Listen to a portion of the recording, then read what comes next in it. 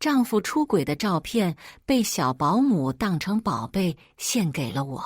这个一直吃软饭的男人居然背叛家庭，我怒不可遏。本打算收集证据，让他光屁股滚蛋，可越往下查越胆寒。小三的真实身份让我万万没想到。亲情长相守，真情在人间。大家好，我是秋兰，欢迎观看《真情人间》。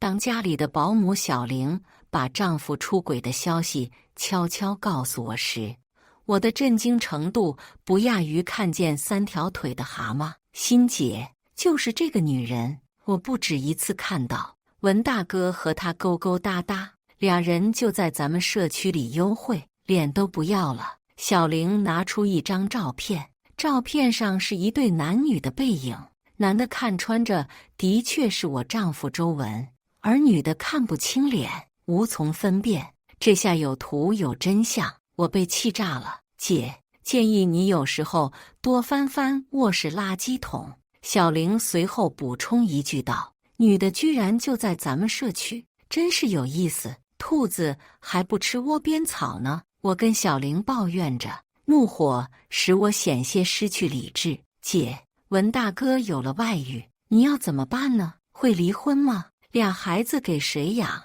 你赚来的那么多钱又怎么分呢？小玲是个心直口快的姑娘，她一串连珠炮似的提问，把我给问懵了。看她一眼事不关己的八卦样子，我突然烦闷涌上心头，气呼呼地抄起照片，准备出门去上班。毕竟身为一个社会人，无论自家男人是出轨还是出车祸，生活还要继续。小玲，下个月起给你涨500块钱工资，你把嘴巴闭紧，这件事不要告诉任何人。我嘱咐一句后匆匆出门。小丫头年纪轻藏不住事，我生怕没2天这点丑事就传得整个社区都知道。下班回来后，本已经做好将照片砸周文脸上，质问那女人是谁的准备，可节骨眼上，周文却说要回老家看望生病的婆婆。我一拳出去，打在了棉花上。真的是去探病吗？你一个人？我旁敲侧击地质问，希望他能主动交代自己的罪行，别再让我费尽周章地查出来。两边脸上都挂不住。你怎么了？疑神疑鬼的。以前我经常回老家，也没见你这样啊。他若无其事地上来，搂住我的肩膀，被我甩开了。身体本能的厌恶是骗不了人的，神经病啊！他骂了一句，接着张罗小玲拿衣服。他亲自给2个孩子洗澡，一脸慈父的样子。2个女儿跟他玩闹了很久，直到快10点才上床睡觉，而我仍然在生闷气，已经思考着如何把他的丑恶嘴脸公之于众，才能解我心头之恨。一夜无话。第2天，周文出发去机场，我冷冷地看他搬着行李出了门。等你回来，我有话要对你说。我是一名女企业家，大学毕业，从父亲的手中接过家族企业，一直自己兢兢业业地经营着。丈夫周文是我的大学同学，当初他一穷二白追求我，除了那张帅脸和满口甜言蜜语，可谓是一无所有。然而自小听了父亲讲尔虞我诈的商业战争故事，我对精英男性有一种天然的抵触，于是对于没什么本事却能提供足够情绪价值的周文产生了好感。排除万难结婚后，周文不介意当全职主夫，我在外面冲锋陷阵，赚来的钱养他，但每天回家都有热汤热饭，对此我一度非常满足。后来我生下一对双胞胎女儿，虽然生产过程遇上难产，被切除了子宫，但是身体一养好，我立马重返职场，还请了保姆小玲，和丈夫一起照顾孩子。小玲是当初我亲自挑的，面试了一堆人，她是显得最愚笨的一个，但手脚勤快，做事情踏实。于是进了我家。为了让他安安心心带好我的女儿，我给他高于市价20%的工资，年底还有奖金。家里的东西你随便吃随便用，我不是小气的雇主。你要开心，孩子才能开心。日子就这样按部就班过着，谁知不声不响的，周文给我来这么一出，还被保姆看了个正着。我的眼里不揉沙子，甚至悄悄咨询律师，要是真的离婚，能不能争取2个女儿的抚养权？财产分割不可能一点不给他，但作为过错方，他是否可以少分？在得到确切的答案后，律师劝我，一张照片不算什么，一个小保姆的话也不完全可信。要是真的出轨，还是要拿到确凿的证据才能下结论。律师的话让我陷入了沉思。对呀，当初只顾着生气，完全没有对这件事情的真实性做进一步核实，这是我考虑不周的地方。回家后，保姆小玲又缠上来，欣姐，上次还没聊完呢，你究竟会不会跟文大哥离婚啊？孩子你带走吗？本来是我的丑事，小玲为什么一而再再而三的好奇结果如何？我的心里不禁埋下了一个问号。还没等理清思绪，周文回来了，他照例给我带了不少土特产，絮絮叨叨地说着家乡的一切变化。我随意应和着，心中回想起律师朋友的话，最重要的是证据。接下来的几天，我看似每天正常早出晚归的工作，实际上密切注意着这个男人的一切。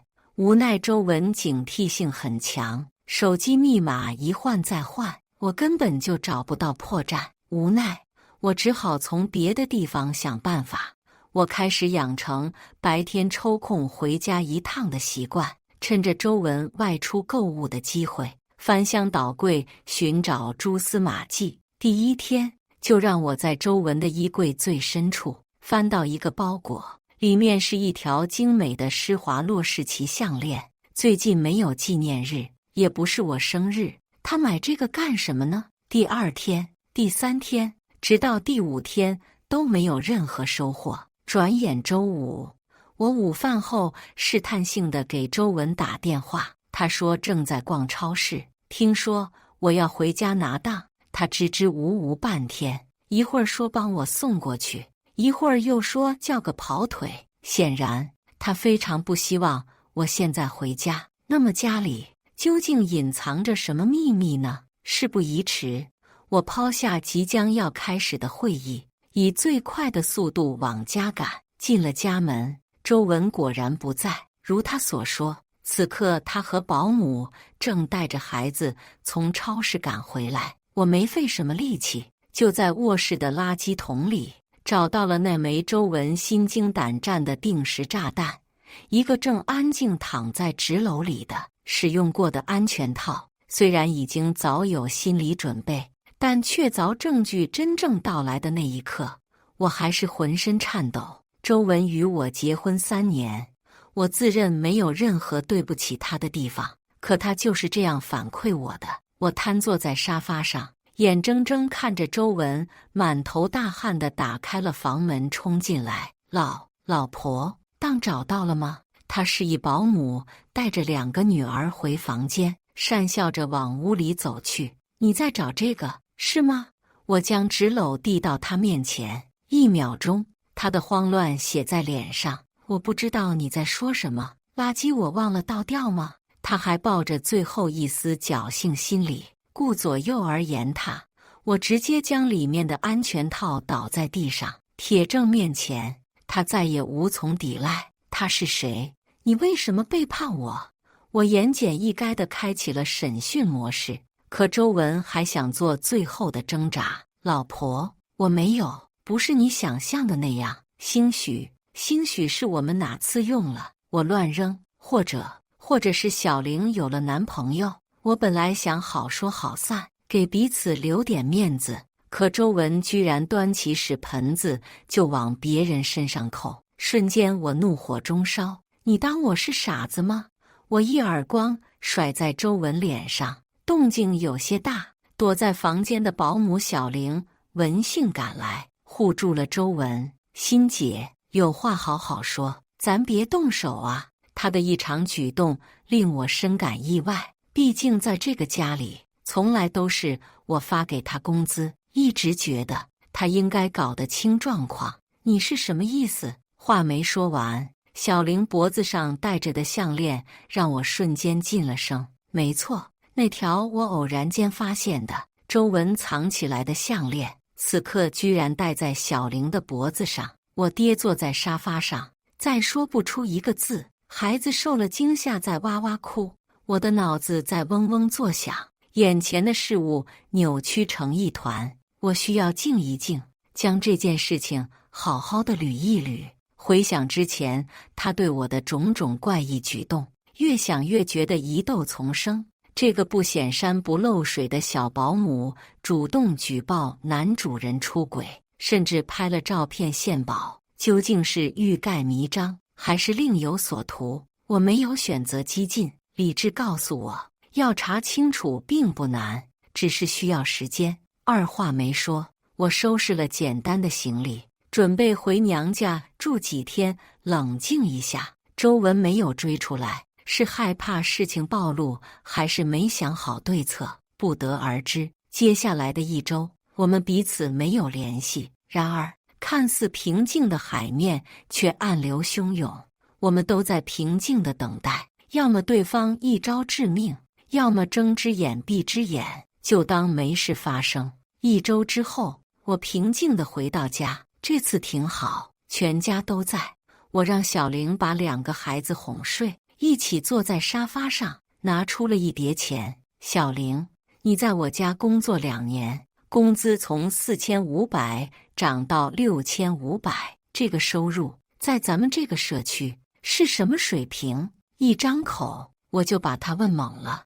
算是挺高的。欣姐，我知道你对我好。他心虚地低下头，不敢看我的眼睛，更不敢接那叠钱，尽管那是他正经1个月的工资。你拿了我的钱，却干着背叛我的事，你觉得合适吗？你当家政的，我从未不尊重你，可你爬上我的床，睡我的老公，是否尊重过我呢？我死死盯着他，这个曾经让我觉得没什么心眼、挺纯真的小姑娘，居然也学着声东击西这一套，跟我玩心眼了。这次我底气十足，有备而来，拿出一沓照片，狠狠甩在这对狗男女面前。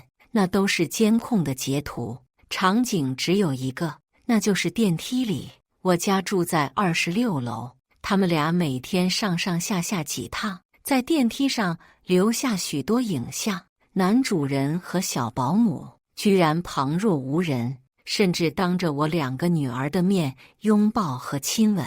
不知道的还以为小玲是孩子的妈妈。欣姐，我铁证面前，小玲面红耳赤，不知说什么好。那么我可以替她说，你不是2次问我会不会离婚，孩子跟谁，周文能不能分到财产吗？我现在告诉你，我脸上恢复了笑意，胜利的笑。我会离婚，孩子我都带走，你们可以毫无负担地重新开始。但是因为周文出轨，他作为婚姻中的过错方，我会打官司主张他净身出户。我凑近这个女人的眼睛，轻声说，你们俩都给我光屁股滚蛋。感谢大家的观看，欢迎大家在下方评论区讨论。如果你喜欢这类故事，记得点击订阅真情人间，并分享给更多的人，这会对我帮助很大。再次感谢大家的观看。